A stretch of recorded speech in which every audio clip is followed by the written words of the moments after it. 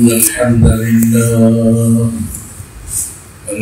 لله نحمده ونستعينه ونستغفره ونعوذ بالله من شرور أنفسنا ومن سيئات أعمالنا من يهده الله فلا مضل له ومن يضلله فلا هادي له ونشهد أن لا إله إلا الله وحده لا شريك له ونشهد أن سيدنا وسندنا وحبيبنا ومولانا محمدا عبده ورسوله صلى الله تعالى عليه وعلى آله وأصحابه وبارك وسلم تسليما كثيرا. أما بعد فأعوذ بالله من الشيطان الرجيم. بسم الله الرحمن الرحيم. قل يا عبادي الذين أسرفوا على أنفسهم لا تقنطوا من رحمة الله إن الله يغفر الذنوب جميعا إنه هو الغفور الرحيم. وعن أبي موسى الأشعري رضي الله تعالى عنه عن رسول الله صلى الله عليه وسلم قال إن الله ليطلع في ليلة نصف شعبان فيغفر لجميع الخلق إلا لمشرك أو مشاء أو كما قال عليه الصلاة والسلام. وقال تعالى إن الله وملائكته يصلون على النبي يا أيها الذين آمنوا صلوا عليه وسلموا تسليما. اللهم صل على محمد وعلى آل محمد كما صليت على إبراهيم وعلى آل إبراهيم إنك حميد مجيد.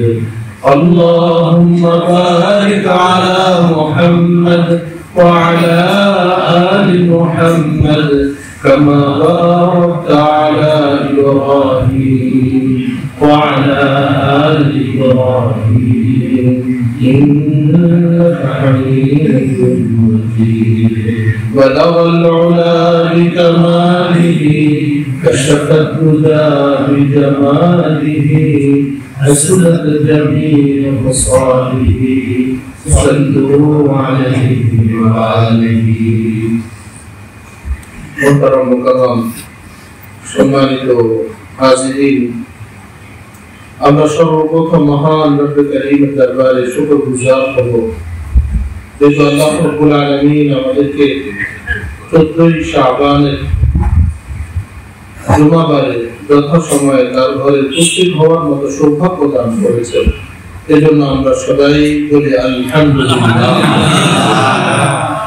আল্লাহ রাব্বুল আলামিনের মেহেরবানি দয়া তিনি এই বরকতপূর্ণ রাতকে সামনে রেখে অর্থাৎ লাইলাতুন নিসফিন শাবান, এই লাইলাতুন নিসফিন শাবানকে সামনে রেখে আল্লাহ রাব্বুল আলামিন আমাদেরকে জুমার মতো একটি দিনও দান করেছেন। এজন্য আমরা আবারও বলি আলহামদুলিল্লাহ।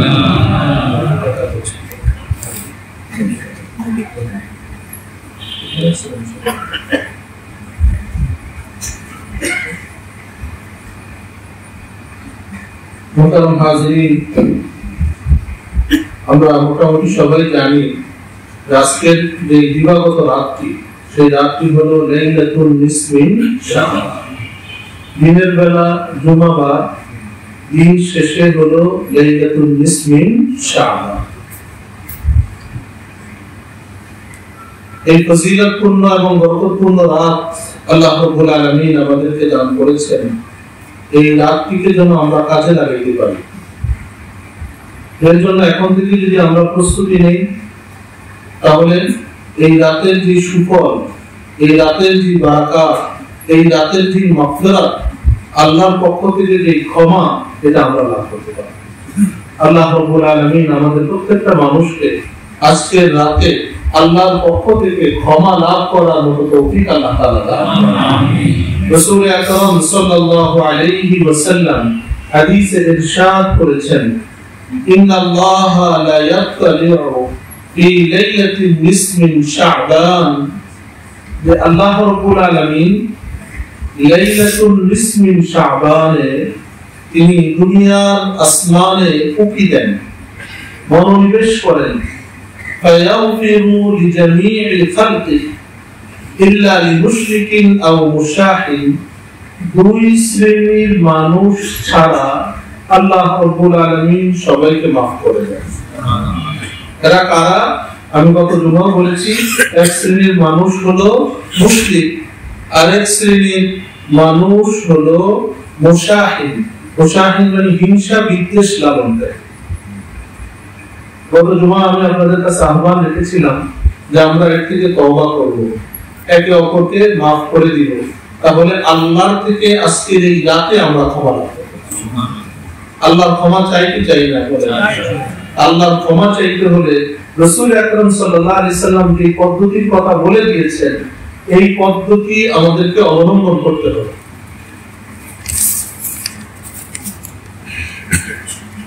দুই শ্রেণীর মানুষকে আল্লাহ মাফ করবেন না, এক প্রকার হলো মুশরিক, আরেক প্রকার হলো মুশাহিন। মুশাহিন মানে হিংসা বিদ্বেষ পোষণকারী। রাসূল আকরাম সাল্লাল্লাহু আলাইহি ওয়াসাল্লাম হাদিসে ইরশাদ করেছেন, দারবা ইলাইকুম দাউল উমামি ক্বাবলাকুম, পূর্ববর্তী জাতি এবং গোষ্ঠীর ভিতরে কিছু রোগ ছিল, ওই রোগগুলো তোমাদের ভিতরেও এসে পড়েছে, আস্তে আস্তে এটা ঢুকে পড়েছে। সেটা হলো আল হাসাদু ওয়াল বাগদা, হিংসা এবং বিদ্বেষ।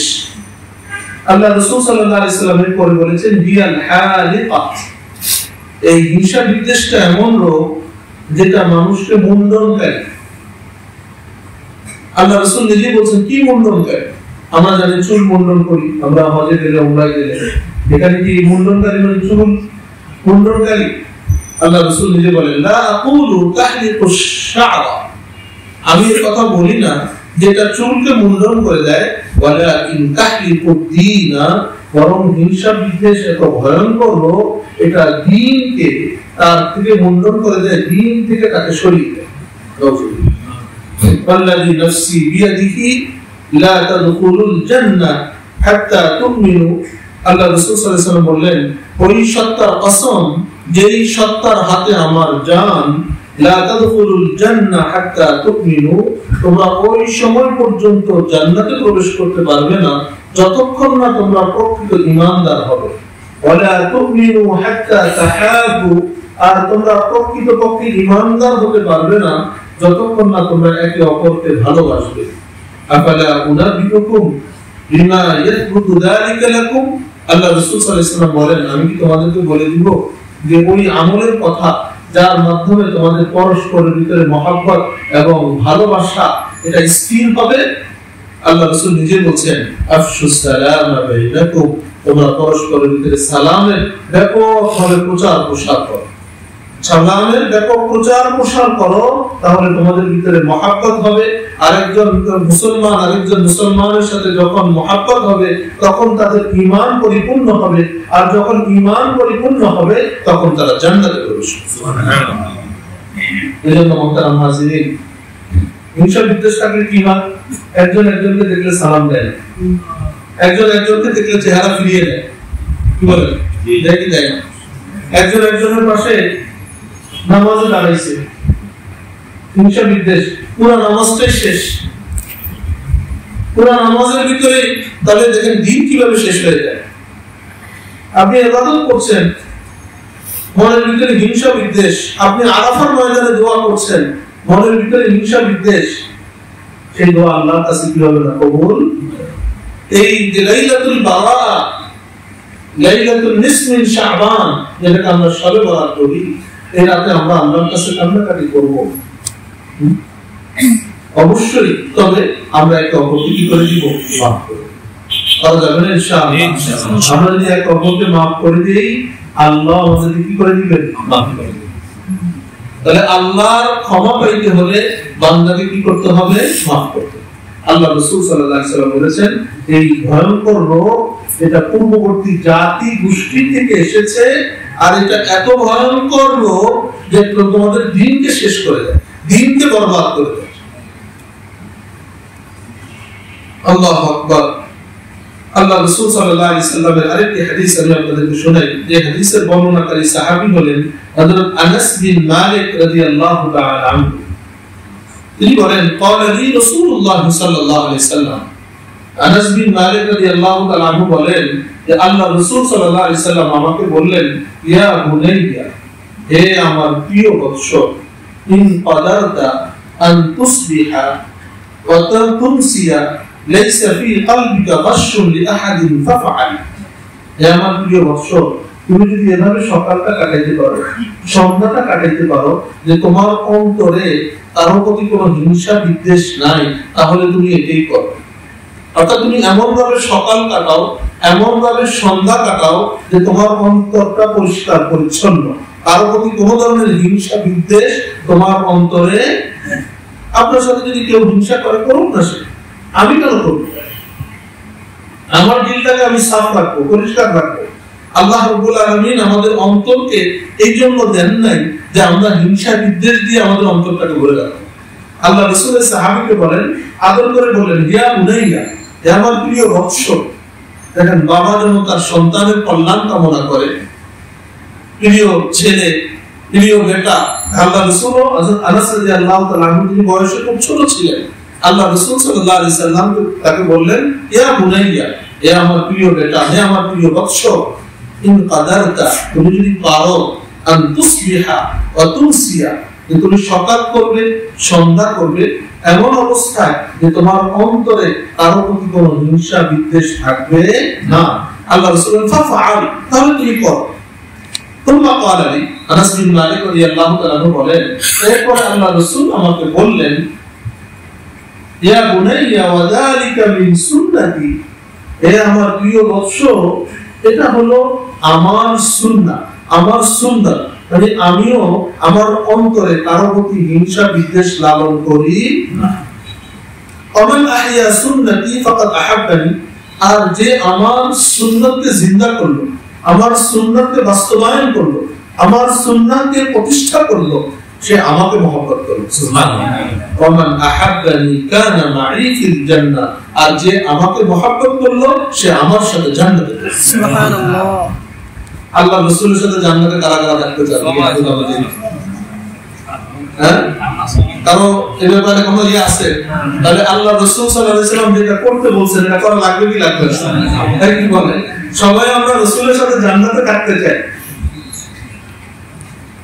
তো যদি রাসূলের সাথে জান্নাতে থাকতে চাই, তাহলে রাসূলুল্লাহ সাল্লাল্লাহু আলাইহি ওয়াসাল্লাম যে আমলটা করতে বলছেন, সেটা করা লাগবে কি লাগবে না? আল্লাহ রাসূল বলে দিলেন যে এটা আমার সুন্নাত, আমি কারো ব্যাপারে কোনো অন্তরের ভিতরে কিছু রাখি না, আর যে আমার সুন্নাত জিন্দা করবে, সে আমাকে মহব্বত করলো, আর যে আমাকে মহব্বত করলো, সে আমার সাথে জান্নাতে। সুবহানাল্লাহ। এই হলো মুহতারাম হাজিরিন, ঘুমানোর আগে রাতে আমরা সবাই সবাইকে মাফ করে ঘুমাই। কি নিশ্চয়তা আছে যে আপনি ঘুমালেন, আবার জাগ্রত হবেন? এর কোন নিশ্চয়তা আছে? আরবদের একটা ঘটনা আমি করতেছিলাম, যে কিসসাতুন কাসীরা, ছোট গল্প, ছোট বাচ্চাদের জন্য যেমন শিক্ষণীয় গল্প, এরকম একটা গল্প আরবিতে একজন লেখক লিখেছেন, কিসসাতুন কাসীরা, ছোট গল্প। গল্পটা কি? না, সে ব্যক্তি ঘুমাইছে, সে তওবা করে নাই, চিন্তা করছে যে আমি সামনে করবো তওবা, আর সময় চলে গেছে নাকি, কালকে করবো, পরশু করবো, রমজান মাসে করবো। আমরা অনেকে এরকম চিন্তা করি না, যে যাক, এই বছরটা যাক, সামনের বছর থেকে একবারে ভালো হয়ে যাবে। সাদু হজের পর থেকে তওবা করে ভালো হয়ে যাবে, আর এই সমস্ত কাজ করব না, যা 2 নম্বর হজের আগে করে দিই। তো এই কিসাতুন কাসীরার ভিতরে এটা এসেছে যে লোকটা ঘুমিয়েছে আর এই চিন্তা করছে সাদু আমি তওবা করব, ও চিনি করব, কিন্তু উনি দেখেন ফালাম ইস্তাইকিস মাতা ফালাম ইস্তাইকিস, ওই ঘুমের ভিতরে সে মারা গেছে আর তার ঘুম ভাঙে, আর ঘুম থেকে সে জাগ্রত হয়নি, ঘুম থেকে সে আর উঠেনি, তার আর ঘুম ভাঙে নাই। বাস এই ছোট্ট গল্প উনি লিখছেন, কত ছোট্ট কথা কিন্তু এর মাঝে কত শিক্ষণীয় বিষয়। এজন্য মুহতারাম হাজিরিন, আমরা যদি মনে করি যে আরে সুযোগ আছে, মাফসাব পরে চেয়ে নিব, পাকসাব পরে হয়ে যাব, নিজেদের ভিতরে দিল মিলাপ এটা পরে করে নিব, ভুল ত্রুটিগুলো শুধরে নিব, সেই সুযোগ আমার আপনার আসতে নাও। এজন্য মুহতারাম ভুল হয়ে যেতে পারে, মানুষ এক জায়গায় চলতে গেলে এক জায়গায় তো হতেই পারে, এটা তো মানুষ। আমাদের বাবা আদম উনিও ভুলে গেছেন, ফানাসিয়া আদম ওয়ালাম নাজিদ লাহু আজমা, আল্লাহ কোরআনে বলেছেন যে আদম ভুলে গেছে, কিন্তু আমি তার পক্ষ থেকে কোনো চূড়ান্ত কোনো দৃঢ় প্রত্যয় আমি পাইনি। ইচ্ছা করে তিনি এমনটা করছেন তা নয়, বরং ভুলে গেছেন। ভুল হতেই পারে, কিন্তু ভুল হয়ে গেলে এটাকে ধরে রাখা, এটাকে অনেক লম্বা সময় এটা যে মুমিন মুসলমানের কাজ। আল্লাহ আমাদেরকে খালিস দিয়ে তওবা করার তৌফিক দান করেন। আল্লাহ রাব্বুল আলামিন আল্লাহর কাছে ফিরে আসার তৌফিক দান করেন। আল্লাহ রাব্বুল আলামিন কোরআনুল কারীমে বলেছেন, ওয়াল্লাযীনা জাউ মিন বা'দিহিম ইয়াকুলুনা রাব্বানা ইগফির লানা ওয়া লিইখওয়ানিনা আল্লাযীনা সাবাকুনা বিল ঈমান ওয়া লা তাজআল ফী কুলুবিনা গিল্লাল লিল্লাযীনা আমানু রাব্বানা ইন্নাকা রাউফুর রাহিম। যে যারা পরবর্তী, যে যাদের আগমন হয়েছে, তারা এই কথা আল্লাহর কাছে বলে, হে আল্লাহ রব্বানা ইগফির লানা, আল্লাহ আমাদেরকে মাফ করে দেন, ওয়া লিইখওয়ানিনা আল্লাযীনা সাবাকুনা বিল ঈমান, আমাদের পূর্ববর্তী যারা যে সকল ভাইয়েরা ঈমানের সাথে অতিবাহিত হয়েছে মুমিন অবস্থায়, তাদেরকে আপনি মাফ করে দেন। ওয়ালা তাজআল ফী কুলুবিনা গিল্লাল লিল্লাযীনা আমানু, হে আল্লাহ যারা ঈমানদার তাদের ব্যাপারে আমাদের অন্তরে কোন রকমের হিংসা বিদ্বেষ আপনি রাখেন না।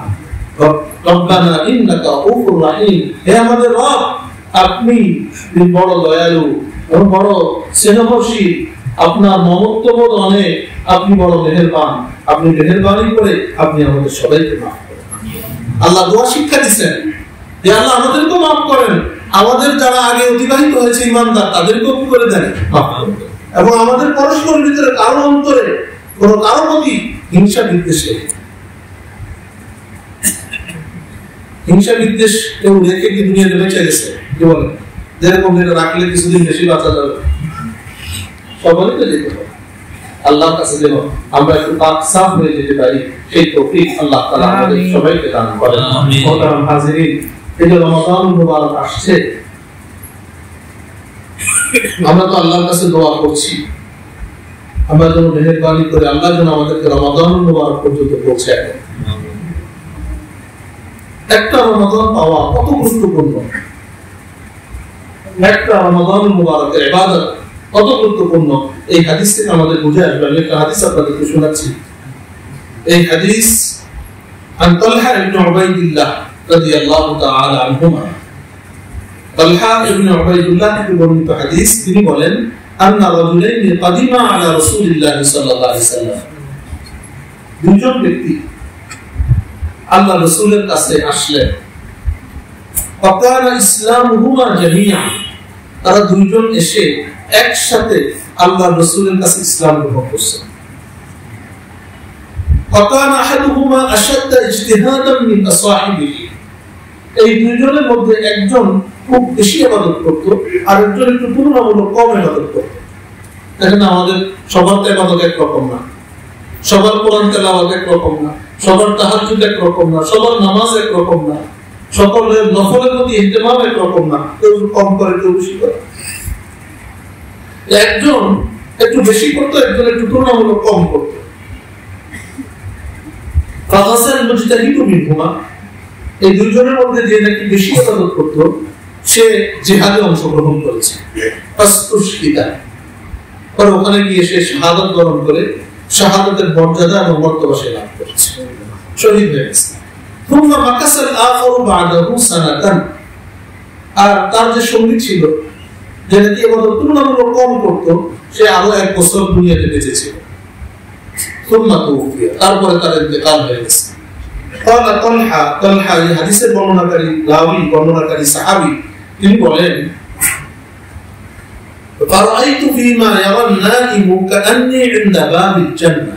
তালহা ইবনে উবাইদুল্লাহ বলেন যে আমি একদিন স্বপ্নে দেখলাম যে আমি জান্নাতের দরজার সামনে আছি।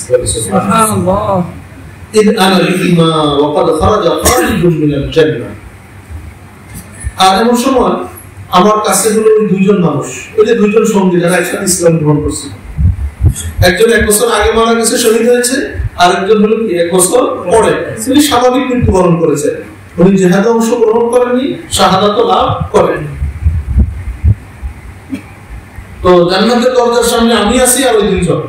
হঠাৎ দেখলাম ফাকাদ খারাজা খারিজুম মিনাল জান্নাহ, জান্নাত থেকে একজন মানুষ বা একজন ফেরেশতা সে বের হয়েছে।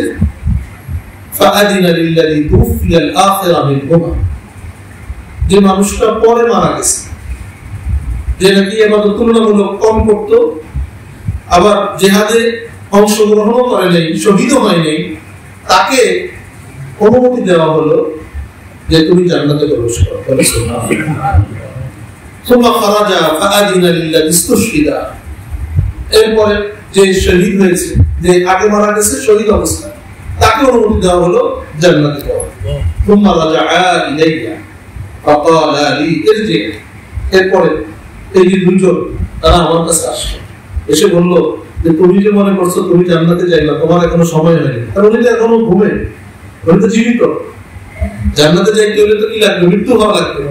তো বললো যে আপনার এখনো সময় হয়নি, আপনি চলে যান, এখানে জান্নাতে যাওয়ার এখনো সময় হয়নি। ফাইন্নাহু লাম ইয়ানি লাকা বা'দ, এখনো আপনার সময় হয়নি। ফাসবাহা তালহা ইউহাদ্দিথু বিন নাস, সকালবেলা ওনার যখন ঘুম ভাঙলো, সকালে ওনার কাছে খুব আশ্চর্য লাগছে যে যে মানুষটা বেশি ইবাদত করেছে, আবার জিহাদে গিয়ে নিজের জীবন দিয়ে দিয়েছে, তো সে তো আগে জান্নাতে যাওয়ার কথা, কিন্তু সেগুলো পরে। আর যে মানুষটা 1 বছর বেশি পাচ্ছে, যে ইবাদত তুলনামূলক কম করেছে, আবার শহীদ হয় নাই, সেগুলো আগে জান্নাতে। এটা কিভাবে হলো? এই ঘটনা ওনার কাছে লাগছে, আশ্চর্য লাগছে। উনি সবার কাছে এই বিষয়টা নিয়ে আলোচনা করছেন। লোকেরা যখন শুনলো, অন্যান্য সাহাবীরা, তারাও আশ্চর্যান্বিত হলো যে বিষয়টা কেমন। পরস্পরের কথা বলতে না হতে আল্লাহ রাসূলের কানে খবরটা চলে গেছে যে এরকমটা ঘটনা। অমুক সাহাবী তালহা ইবনে উবাইদুল্লাহ উনি রাতে স্বপ্ন দেখছেন, এই দুইজনের মধ্যে যে বেশি ইবাদত করছে সে পরে জান্নাতে গেছে, আর যে ইবাদত তুলনামূলক কম করেছে সে আগে জান্নাতে গেছে। আল্লাহ রাসূল সাল্লাল্লাহু আলাইহি সাল্লাম সাহাবাদেরকে ডাকলেন, ডেকে বললেন, মিন আইয়ি যালিকা তা'জাবুন, হে আমার সাহাবীরা, তোমরা কোন বিষয় নিয়ে আশ্চর্যান্বিত হচ্ছ? قالوا يا رسول الله هذا كان أشد اجتهادا ثم استشهد في سبيل الله ودخل هذا الجنة قبله। يا رسول الله, যে আপনার এই সাহাবী যে বেশি ইবাদত করত, আল্লাহর রাস্তায় শহীদ হয়েছে, অথচ তার আগে যে ইবাদত কম করত সে জান্নাতে চলে গেছে এবং সে শহীদ হয়নি। এটা আমাদের কাছে আশ্চর্যের বিষয়। আল্লাহ রাসূল সাল্লাল্লাহু আলাইহি ওয়াসাল্লাম বললেন, ফাকালা আলাইসা ক্বাদ মাকাতা হাদা বা'দা হুসান, আরে আমার ওই সাহাবী যে শহীদ হয়েছে 1 বছর আগে, আরেকজন সাহাবী সে 1 বছর পরে মারা গেছে, তারপরে সে তো 1 বছর বেঁচে ছিল কি ছিল? কি বলেন, ছিল কি ছিল? আল্লাহ রাসূল সাহাবীদের প্রশ্ন করছেন, তারা বলল ক্বালু বালা, হ্যাঁ ইয়া রাসূলুল্লাহ, সে তো 1 বছর বেঁচে ছিল। ওয়া আদরাকা রমাদান ফাসাবাহু, আল্লাহ রাসূল বলেন সে তো রমজান মাস পেয়েছে, আর রমজান মাসে রোজা রেখেছে, রমজান মাসে ইবাদত করেছে, এই আমল তাকে ওই ব্যক্তি থেকে, ওই সাহাবী থেকে আগে বাড়ায়। সুবহানাল্লাহ। তো দেখেন, একজন বেশি ইবাদত করে শাহাদাতের মতো মর্যাদা লাভ করেও আগে কোথায় যেতে পারে নাই? জান্নাতে। এজন্য আল্লাহ রাসূল সাল্লাল্লাহু আলাইহি সাল্লাম বলেছেন, ওই ব্যক্তি ভাগ্যবান যে ব্যক্তি হায়াত লম্বা পায় এবং তার হায়াতটাকে সে ভালো কাজে লাগায়। কিসের ভিতরে কাটায়? ভালো কাজে। আপনি হায়াত পাইলেন, আল্লাহ না করুন, এটাকে খারাপ কাজে। অনেক সময় অনেক মানুষ আছে হায়াত লম্বা পায়, সেই বয়সে বিগড়ে যায়, সারা জীবন ঠিক থাকে, শেষ বয়সে কি হয়ে যায়? উল্টা পাল্টা হয়ে যায়। সেটা করে বোঝা গেল এই হায়াত আপনার জন্য ভালো না, এই হায়াত আপনার জন্য ভালো কিছু নিয়ে আসছে না। হায়াত তালা উমরুহু ওয়া হাসুনা আমালুহু। আল্লাহ রাসূল সাল্লাল্লাহু আলাইহি ওয়াসাল্লাম বলেছেন, যে ব্যক্তি আমল লম্বা হায়াত পেয়েছে এবং তার আমলটাও কি হয়েছে? সুন্দর হয়েছে, ভালো কাজ করেছে। আল্লাহু আকবার। আল্লাহ রাব্বুল আলামিন আমাদেরকে এই রমাদানুল মুবারক আসছে, এই রমাদানুল মুবারকে কদর করার আল্লাহ আমাদেরকে তৌফিক দান করেন। রমাদানুল মুবারককে যেন আমরা কাজে লাগাতে পারি, সেই তৌফিক আল্লাহ তাআলা আমাদের সবাইকে দান করেন। মোহতারাম হাজিরিন, তো আজকে রাত্র কিছু আলোচনা হবে। এই রাতকে আমরা যদি বলি লাইলাতুল বারাআ বা শবে বারাত বলে আমরা জানি। সব মানে ফার্সি ভাষায়, ফার্সি সব মানে রাত, কথা বোঝা যায়। বারাত মানে মুক্তি, মুক্তির রজনী, মাগফিরাতের রজনী। এটার আরো বিভিন্ন নাম আছে।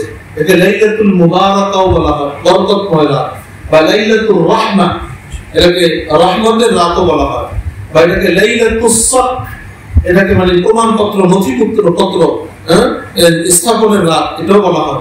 আবার এটাকে লাইলাতুল বারাআ, মুক্তির রাতও বলা হয়। এই রাতটা নিয়ে আমাদের সমাজে কিছু বাড়াবাড়ি আছে, আবার ছাড়াছাড়ি আছে। যারা বাড়াবাড়ি বল করে তারা এই রাতকে কেন্দ্র করে অনেক ধরনের উদ্ভট কুসংস্কারের ভিতরে তারা জড়ায় যায়। বিভিন্ন বইপত্র আমাদের দেশে আছে, তারা বলে যে এই রাতে 12 রাকাত নামাজ আছে নির্দিষ্ট, বা এত রাকাত নামাজ পড়তে হবে, অমুক সূরা দিয়ে পড়তে হবে, এই রাতে আলোকসজ্জা করতে হবে, পুরো মসজিদকে বাতি দিয়ে আলো দিয়ে আলোকসজ্জা করতে হবে, বিভিন্ন রকমের এই রাতে হালুয়া রুটি আয়োজন করতে হবে। কি বলেন, আছে না? বিভিন্ন জায়গায় আসার সময় দেখা যায় রুটি বানায় বিভিন্ন রকমের আকৃতি, বিভিন্ন আকৃতি দিয়ে রুটি বানায়। এটা মানে এই রাতের সাথে সম্পৃক্ত মনে করে। এবং অনেক মানুষ মানে এত দুর্ভাগ্য আমাদের, এগুলোকে ইবাদত মনে করে। এই রাতে হালুয়া রুটি না খাইলে মনে হয় এই রাতটা মানে সফল হবে না, এই রাতে মানে ইবাদতই হবে না, এক ঘর থেকে আরেক ঘরে দিতে হবে। এগুলো করতে করতে এই বরকতপূর্ণ রাত, যে রাতটা আল্লাহ থেকে মাগফিরাত নেওয়ার রাত ছিল, ওই রাতটাকে আমরা ধ্বংস করে দিচ্ছি। আতশবাজি করতে হবে, বিভিন্ন পটকায় ইত্যাদি ফুটাইতে হবে, এই ভ্যানে করে সারা রাস্তা করে ঘুরতে হবে, আমাদের মাজারে যেতে হবে, কবরস্থানগুলোতে এগুলোতে মাজারে আলোকসজ্জা করতে হবে। এই যে কুসংস্কার গুলো আমাদের, দেখুন যে মাজারের লোকের অভাব নেই, আজকে মানুষ দলে দলে মাজারে গিয়ে ভিড় করছে। এগুলো সম্পূর্ণ দেখেন শিরক। এই যে মাজারে যাওয়া, ওখানে গিয়ে মাজারওয়ালা থেকে কিছু চাওয়া, ওগুলো শিরক কি শিরক না? আর শিরক থেকে যাতে এটা তো মাফি হবে। আল্লাহু আকবার। এজন্য মুহতারাম হাজিরিন, এই রাতটা যেন আমাদের খামখেয়ালির কারণে নষ্ট না হয়ে যায়। এই রাতগুলোকে আমরা আল্লাহর ইবাদত বন্দেগী, আল্লাহর কাছে কান্নাকাটি, রোনাজারি, আল্লাহ থেকে ক্ষমা নিশ্চিত করা, এই ভিত্তির মাধ্যমে আমরা এই রাতটা কাটাই দেব। তো আবার এক শ্রেণীর মানুষ আছে, তারা বলে যে এই রাত বলতে কোনো রাতই নেই ফজিলতপূর্ণ। তাহলে কোনটাই ঠিক না। এই রাত আছে, ফজিলতপূর্ণ রাত, সহিহ হাদিসের দ্বারা প্রমাণিত। 8 জন সাহাবী থেকে এই হাদিসটি বর্ণনা এসেছে, এবং শেখ নাসিরউদ্দিন আলবানী রাহিমাহুল্লাহ উনি এই হাদিসকে সহিহ বলেছেন। যে হাদিসটা হলো, ইন্নাল্লাহা লা ইয়াত্তালিউ ফি লাইলাতিন নিসফি শাবান ফায়াগফিরু লিজামি'i খালকি ইল্লা লিমুশরিকিন আও মুশাহিন। যেটা আমি আপনাদেরকে শুনিয়েছি আবু মুসা আশআরী রাদিয়াল্লাহু তাআলা আনহু থেকে বর্ণিত হাদিস। রাসূলুল্লাহ সাল্লাল্লাহু আলাইহি ওয়াসাল্লাম ইরশাদ করেন, আল্লাহ রাব্বুল আলামিন শাবানের মধ্য রজনীতে বিশেষ দৃষ্টি প্রদান করেন এবং মুশরিক ও বিদ্বেষ পোষণকারী ব্যতীত তার সৃষ্টির সকলকে তিনি ক্ষমা করেন। আল্লাহু আকবার। কিন্তু ক্ষমা পাইতে হলে আল্লাহর কাছে মাফ চাইতে হবে। আমরা যে সকল গুনার ভিতরে জড়িত আছি এর থেকে তওবা করতে হবে কি হবে না? আমরা যদি মনে করি যে এই গুনাহ আমি করতেছি, করতেই থাকবো, সুদের সাথে জড়িত আছি তো সুদের সাথে জড়িতই থাকবো, ঘুষের সাথে জড়িত আছি তো ঘুষের সাথেই থাকবো, মদ্যপানের সাথে জড়িত আছি তো মদ্যপানের সাথেই থাকবো, তাহলে কি মাফ হবে? জি না। আল্লাহ মাফ করবেন, যারা তওবা করবে তাদেরকে মাফ করবেন। যারা আল্লাহর কাছে ক্ষমা চাইবে, আল্লাহর কাছে বলবে আল্লাহ আমি অন্যায়গুলো করেছি, আমি এর থেকে আপনার কাছে মাফ চাই, আমাকে আপনি মাফ করে দেন, তাদেরকে আল্লাহ তাআলা মাফ করবে। আল্লাহু আকবার।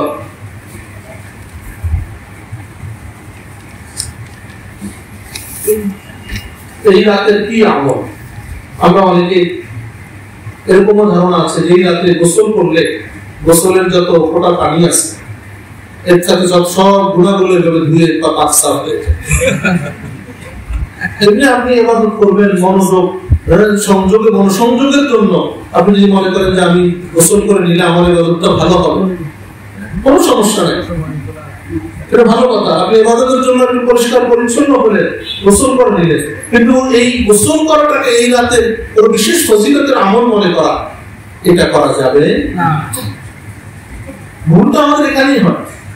হয়তো কোনো মানুষ দেখছে বা শুনেছে ওনারা গোসল করছেন এই জন্য যে আমি সুন্দরভাবে ইবাদত করতে পারি, কিন্তু গোসলটা এই রাতের সাথে সীমাবদ্ধ নয় যে গোসল করতেই হবে বা গোসল করলে বিশেষ কোনো সওয়াব হবে, গোসলের পানির সাথে আমার গুনাহ ধুয়ে যাবে, এমনটা নয়। তো এক নম্বর আমল হলো তওবা ইস্তেগফার। আজকের এই রাতের আমল হলো কি? তওবা ইস্তেগফার এবং ইবাদতের ভিতরে লিপ্ত থাকা, আল্লাহর কাছে কান্নাকাটি করা। হাদিসে এসেছে আম্মা জান আয়েশা সিদ্দিকা রাদিয়াল্লাহু তাআলা আনহা থেকে বর্ণিত হাদিস, قام رسول الله صلى الله عليه وسلم من الليل يصلي فأطال السجود حتى ظننت أنه قد قبض। আল্লাহ রাসূল সাল্লাল্লাহু আলাইহি ওয়াসাল্লাম এই লাইলাতুল বারাত বা শবে বরাতের রাতে বিছানা থেকে উঠেছেন। আম্মা জান আয়েশা বলেন উঠে তিনি নামাজে দাঁড়াইছেন এবং নামাজে দাঁড়ায় তিনি দীর্ঘ সিজদা। আমাদের তো চিন্তা থাকে যে কত রাকাত পড়তে পারছি, যাতে করে সকালে বলতে পারি যে আমি আজকে রাতে 100 রাকাত পড়ছি, যত দ্রুত করা যায়। দেখেন আল্লাহ রাসূল কি করছেন, আল্লাহ রাসূল নামাজে দাঁড়াইছেন বা আতালাস সুজুদ, দীর্ঘ সময় তিনি সিজদায় ছিলেন। আম্মা জান আয়েশা রাদিয়াল্লাহু তাআলা আনহা বলেন হাত্তা জানানতু আন্নাহা ক্বাদ কুবিজা, আমার মনে হয়েছে তিনি কি সিজদায় গিয়ে মারা গেলেন কিনা, উঠছেন না সিজদা থেকে, ওনার রূহ কবজা করা হয়েছে, উনি কি মারা গেলেন, এই আমার আশঙ্কা হয়েছে, আমি এরকম ধারণা করেছি। فلما رأيت ذلك قمت حتى حركت البهامه فتحرك। আমি যখন দেখলাম দীর্ঘ সময় উনি সিজদার ভিতরে, আমি নিজে উঠে আমি একটু ওনার বৃদ্ধাঙ্গুলিটা নাড়া দিলাম। মারা গেলে তো এটা নড়বে চলবে না, উনি নাড়বেন না, আমি একটু নাড়া দিলাম। হাত্তা হাররাকতু ইবহা ফাতাহাররাক, এটা নড়ে বৃদ্ধাঙ্গুলি। فرجعت فلما رفع رأسه من السجود وفرغ من صلاته। আল্লাহ রাসূল সাল্লাল্লাহু আলাইহি ওয়াসাল্লাম বলেন আমি দেখলাম যে না আল্লাহ রাসূল জীবিত আছে, আমি আবার চলে আসলাম। আল্লাহ রাসূল যখন নামাজ থেকে ফারিগ হলেন আমাকে বললেন ইয়া আয়েশা ইয়া উমাইরা জানান্তি আন্না আন-নাবিয়্যা খাসাবি, তুমি কি মনে করছো যে আমি তোমার সাথে কোনো অন্যায় করেছি, তোমার কোনো হক নষ্ট করেছি? নারী মানুষ তো ওনার চিন্তা হচ্ছে যে আল্লাহ রাসূল নাই, আল্লাহ রাসূল আমার স্ত্রীর কাছে চলে গেলেন। আল্লাহ রাসূল বললেন যে তুমি তোমার মনে করছো যে আমি তোমার হক নষ্ট করেছি? আম্মা জান আয়েশা সিদ্দিকা রাদিয়াল্লাহু কুনতু লা ওয়াল্লাহি ইয়া রাসূলুল্লাহ ওয়ালাকিন্নী যানানতু আন্নাকা কুবিসতা লিতুলি সুজুদ। আম্মা জান আয়েশা রাদিয়াল্লাহু না ইয়া রাসূলুল্লাহ, এমন কিছু আমি মনে করি নাই আপনি আমার হক নষ্ট করবেন, কারণ আপনি নবী, আপনার থেকে তো হক নষ্ট হতে পারে না। আমি মনে করেছি যে আপনি এত লম্বা সময় সিজদায়, যে আপনি কি মারা গেলেন কিনা, আপনার রূহ কবজ করে নেওয়া হয়েছে কিনা। তখন আল্লাহ রাসূল বললেন আতাদরি আইয়া লাইলাতিন হাদিহি, আয়েশা তুমি কি জানো আজকে রাতটা কোন রাত? কুলতু আল্লাহু ওয়া রাসূলুহু আ'লাম। আম্মা জান আয়েশা বললেন, আল্লাহ এবং তার রাসূলই সবচেয়ে ভালো জানেন। ক্বালা হাদিহি লাইলাতুন নিসফি শাবান, আজকে হলো শাবান মাসের মধ্য রজনী, যেটাকে শবে বরাত বলি আমরা, লাইলাতুন নিসফি শাবান। ইন্নাল্লাহ আযজা ওয়া জাল ইয়াত্তালি'ু আলা ইবাদিহি ফি লাইলাতিন নিসফি শাবান, আজকের এই রাতে আল্লাহ রাব্বুল আলামিন তার বান্দার প্রতি বিশেষ দৃষ্টি দেন। ফায়াগফিরু লিল মুস্তাগফিরিন, যারা আল্লাহর কাছে ক্ষমা প্রার্থনা করে আল্লাহ তাদেরকে এই রাতে মাফ করে দেন। সুবহানাল্লাহ। ওয়া ইয়ারহামুল মুস্তারহিমিন, যারা আল্লাহর কাছে রহম চায়, অনুগ্রহ প্রার্থনা করে আল্লাহ তাদের উপরে অনুগ্রহ করেন। ওয়া ইউআখিরু আহলাল হিকদি কামা হুম, আর যাদের অন্তরে হিংসা বিদ্বেষ আছে তাদেরকে তাদের আপন অবস্থার ভিতরে তিনি ছেড়ে দেন। হিংসা বিদ্বেষ যাদের আছে তাদেরকে তিনি কি করেন না, মাফ করেন না, তাদের উপরে রহমও করেন না। বলে মুহতারাম হাজিরিন, আমরা এই হাদিস থেকে যেটা পাইলাম, ইমাম বাইহাকি রাহিমাহুল্লাহ শুআবুল ঈমানের ভিতরে হাদিসকে এনেছেন এবং বলেছেন হাদা মুরসালুন জাইদ। এই হাদিস সম্পর্কে তিনি বর্ণনা করেছেন এই হাদিসটি হলো মুরসাল এবং জাইদ। ইমাম বাইহাকি রাহিমাহুল্লাহ যে আল্লাহর কাছে আমরা ক্ষমা চাইবো, কিন্তু আল্লাহ যারা ক্ষমা চায় তাদেরকে মাফ করে, যারা দয়া চায় তাদের উপরে দয়া করে, কিন্তু শর্ত একটা, যে সেটা হলো অন্তরের ভিতরে কি রাখা যাবে না, হিংসা বিদ্বেষ রাখা যাবে না। আল্লাহু আকবার। দ্বিতীয় যে বিষয়টা আমরা হাদিস থেকে বুঝলাম সেটা হলো দীর্ঘ সময় নিয়ে নামাজ পড়া। দীর্ঘ সময় নিয়ে কি করা, নামাজ পড়া, লম্বা কিরাত, লম্বা রুকু, লম্বা সিজদা আমরা করব, করে করে আমরা কিছু নামাজ আমরা আদায় করব। আর এই রাতকে কাটানোর পদ্ধতি সম্পর্কে হাসান বিন আম্মার ইবনে শুরবুলালি রাহিমাহুল্লাহ উনি ওনার কিতাবের ভিতরে লিখেছেন, মা'নাল কিয়াম আন ইয়াকুনা মুশতাগিলান মু'যামাল লাইল বিতাআহ। এই রাত জাগা, এই রাত জেগে ইবাদত করার মানে হলো এই যে রাতের অধিকাংশ সময় ইবাদতের ভিতরে কাটানো। ফাকিলা বিসাআতিন মিনহু ইয়াকরা, যে কিছু সময় কোরআন তেলাওয়াত করবে, কিছু সময় কোরআন শুনবে, ইসমাউল কোরআন আবিল হাদিস, হাদিস পড়বে, হাদিস শুনবে, অথবা কিছু সময় তাসবিহ তাহলিল করবে, তাসবিহ করবে, আল্লাহর পবিত্রতা বর্ণনা করবে, জিকির আজকার করবে, আও ইউসাল্লি আলা নবী সাল্লাল্লাহু আলাইহি ওয়াসাল্লাম, অথবা আল্লাহর রাসূলের উপর দরুদ পাঠ করবে। তাহলে দেখেন আমরা এই রাতটা কিভাবে কাটাবো, উনি এটা পদ্ধতি বললেন যে আমরা ইবাদত করব, কিছু সময় কোরআন তেলাওয়াত করব, কিছু সময় কোরআন তেলাওয়াত আমরা শুনতে পারি, কিছু সময় আমরা হাদিস শুনতে পারি, হাদিস পড়তে পারি, কিছু সময় আমরা আল্লাহর বরত্ব প্রকাশ করতে পারি, তাসবিহ তাহলিল করতে পারি, জিকির আজকার করতে পারি, কিছু সময় আমরা রাসূলের উপরে দরুদ পাঠ করতে। তবে এই ইবাদত বন্দেগীগুলো খেয়াল করে আমাদের করতে গিয়ে অবশ্যই আমাদেরকে যেটা খেয়াল করতে হবে, ফজরের সালাতের জামাত যেন আমাদের ছুটে না। অনেক কম হয়, রাত জেগে ইবাদত করে, ফজরের সময় আর উঠতে পারে না।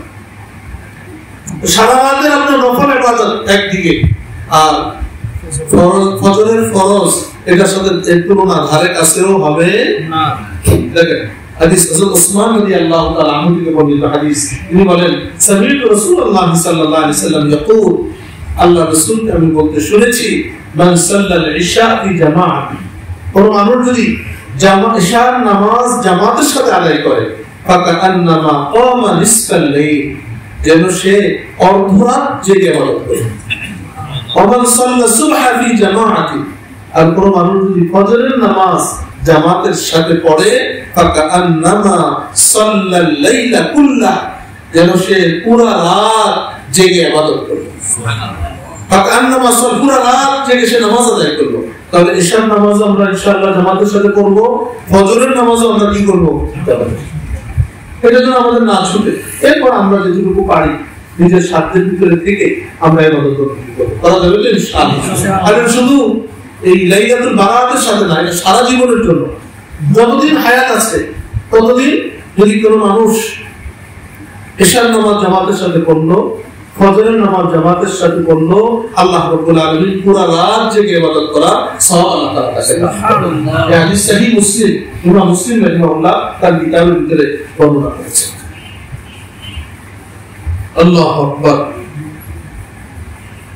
এই রাতে আরেকটা আমল যেটা নিয়ে আমরা অনেক বাড়াবাড়ি করি, আমরা দল বেঁধে কবরস্থানে যাই, এটা করা যাবে না। আল্লাহ রাসূল সাল্লাল্লাহু আলাইহি সাল্লাম এই রাতে পাওয়া যায় আল্লাহ রাসূল জান্নাতুল বাকিতে গেছেন। আল্লাহ রাসূল জান্নাতুল বাকিতে গিয়ে আল্লাহ রাসূল কবর জিয়ারত করেছেন, একা গেছেন। সাহাবায়ে কিরাম এর জামাত নিয়ে আল্লাহ রাসূল গেছেন, এটা কোনো হাদিসে পাওয়া যায় না। আল্লাহ রাসূল সাল্লাল্লাহু আলাইহি সাল্লাম এই রাতে জান্নাতুল বাকিতে গেছেন, এটা পাওয়া যায়, কিন্তু দলবদ্ধভাবে গেছেন, এটা কোনো বর্ণনার ভিতরে পাওয়া যায়। আপনি যদি চান আপনার বাবা মার কবরে যাবেন, একা যাবেন, এক দুইজন গেলেন, কিন্তু দলবদ্ধভাবে দল ধরে ধরে যাওয়া এরকমটা হাদিসের বর্ণনার ভিতরে পাওয়া যায় না। আমরা এই কাজটা করবো। আর হলো দিনের বেলা রোজা, এমনি তো রোজা 13, 14, 15 আমি গত জুমায় বলেছি, যেটাকে আইয়ামে বীজের রোজা আল্লাহ রাসূল সাল্লাল্লাহু আলাইহি সাল্লাম সব সময় রাখতেন। 13, 14, 15 আমরা যদি যারা 13 তারিখ গতকালকে রেখেছি, আজকে রেখেছি, আমরা কালকেটা রাখলে কয় দিনের রোজা হয়ে যাবে? 3 দিনের রোজা। আইয়ামে বীজের রোজা হয়ে যাবে। এমনি শাবান মাসে আল্লাহ রাসূল সাল্লাল্লাহু আলাইহি সাল্লাম অনেক বেশি রোজা রাখতেন, নফল রোজা সবচেয়ে বেশি আল্লাহ রাসূল নফল রোজা শাবান মাসে রাখতেন। শেষে পুরো শাবান মাস যদি রাখা যায় রোজা, বাকি এই যে লাইলাতুল নিসফিন শাবান, শবে বরাতের রাতে ইবাদত আর দিনে রোজা রাখার বর্ণনা হাদিসে পাওয়া যায়। এই হাদিসের সনদ বা বর্ণনা সূত্র দুর্বল। আল্লাহ রাসূলের হাদিস এখানে এসেছে ফাকুমু লাইলাহা ওয়া সুমু নাহারাহা, যে তোমরা রাতে ইবাদত করো, দিনে রোজা রাখো। এই হাদিস এটা সনদ বর্ণনা সূত্রটা দুর্বল, কিন্তু পুরো শাবান মাসে রোজা রাখা বা শাবান মাসের 27 তারিখ পর্যন্ত রোজা রাখা, 28 তারিখ পর্যন্ত রোজা রাখা, বা আইয়ামে বীজের রোজা রাখা, 13, 14, 15 তারিখে রোজা রাখা, এই ব্যাপারে সব মুহাদ্দিসিনরা একমত, এবং এর যে সনদ সেটা কি শক্তিশালী। তো সুতরাং আমরা যারা কালকে রোজা রাখতে চাই আমরা রাখতে পারবো, কারণ কালকের দিনটা তো শাবান মাসের দিন, কি বলেন? আর ফজিলতের ক্ষেত্রে মুহাদ্দিসিনরা উল্লেখ করেছেন দুর্বল হাদিসের উপরেও আমল করা যায়। এজন্য আমরা যারা 13, 14 তারিখে রাখতে পারিনি, আমরা আজকে রাতে যদি কেউ মনে করে যে সারা রাত ইবাদত করলো, কালকে রোজা রাখবো, সেটা রাখতে পারে। এরপরেও শাবান মাস আরো দিন বাকি আছে, এই দিনগুলো তো আমরা রোজা রাখার কি করবো? চেষ্টা করবো। আল্লাহ রাব্বুল আলামিন আমাদেরকে এই রাতটাকে যথাযথভাবে কাটানোর আল্লাহ রাব্বুল আলামিন তৌফিক দান করুন। আর সর্বোপরি যে বিষয়টা সেটা হলো গুনাহ মুক্ত জীবন যাপনের সংকল্প করা। আমরা শুধু আজকের রাতে ইবাদত করলাম, এরপরে আর ইবাদত কি বাদ হয়ে যাবে? নামাজ শুধু এই রাতে, আর এরপরে আর নামাজ নাই। মসজিদে শুধু এই রাতে আসা, এরপরে আর মসজিদে আসা নাই, নাকি না? সারা জীবনের জন্য, সারা জীবন, যতদিন হায়াত আছে, যতদিন আল্লাহ সুস্থ রেখেছেন, শক্তি সামর্থ্য আছে, ততদিনের জন্য নামাজ। ওয়া'বুদ রাব্বাকা হাত্তা ইয়াতিয়াকাল ইয়াকিন, আল্লাহ কোরআনুল কারীমে বলেছেন যে হে নবী আপনি ইবাদত করতে থাকুন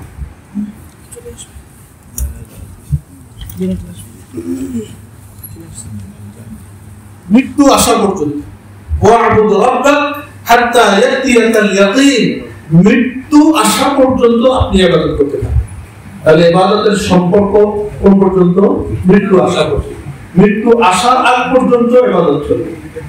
ইবাদত শুধু এই রাতের সাথে সীমাবদ্ধ নয় যে আজকে রাতে করলাম এরপরে আর ইবাদত নাই। এটা যারা আমরা মনে করি আমরা ভুলের ভিতরে আছি। এজন্য মুহতারাম হাজিরিন, আল্লাহ রাব্বুল আলামিন রমাদানুল মুবারকের 15 দিন আগে, 14-15 দিন আগে আল্লাহ আমাদেরকে আখ্যা দিয়েছেন। কেন দিয়েছেন?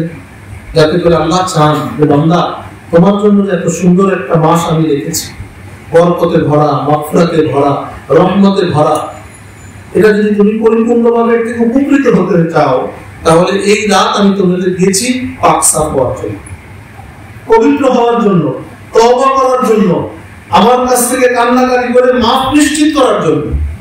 যদি তুমি এগুলো করে আসতে পারো, তাহলে তুমি ইনশাআল্লাহ যে রমাদানুল মুবারক আসছে, যে রহমতের মাস আসছে, মাগফিরাতের মাস আসছে, জাহান্নাম থেকে নাজাতের মাঠ আছে, এর থেকে তুমি তোমার ক্ষমা নিশ্চিত করতে পারবা, তুমি তোমার রহমত নিশ্চিত করতে পারবা, জাহান্নাম থেকে মুক্তি তুমি নিশ্চিত করতে পারবা। আমরা চেষ্টা করবো তো ইনশাআল্লাহ। আল্লাহ রাব্বুল আলামিন এই রাতটা আমাদের জন্য কিছুক্ষণ পরে শুরু হয়ে যাবে। সূর্য ডুবে গেছে, রাত শুরু, আমার ইবাদত শুরু হয়ে যাবে, আল্লাহর কাছে কান্নাকাটি শুরু হয়ে যাবে, পারা যাবে ইনশাআল্লাহ। আল্লাহ আমাদের সবাইকে তৌফিক দান করেন। আর আমরা এর আগে যেটা করব, আমরা একে অপরকে ক্ষমা করে দেব, হ্যাঁ, পারা যাবে ইনশাআল্লাহ। আল্লাহ আমাদেরকে ইনশাআল্লাহ কি করে দিবেন, ক্ষমা করে দিবেন। আর রমাদানুল মুবারকের যে প্রস্তুতির বিষয়ে গত জুমা আমি বলেছিলাম, আমরা প্রস্তুতি শুরু করছি তো নাকি? আমরা যার যার ঘরের মানুষগুলোকে নিয়ে, আর এই যে আজকে রাতের ইবাদত, আমরা অনেকেই কেউ মনে করি যে মনে হয় ইবাদতটা মসজিদে এসেই করতে হবে, দলবদ্ধ কোনো ইবাদত নেই, জামাতবন্দি ইবাদত আজকে নেই।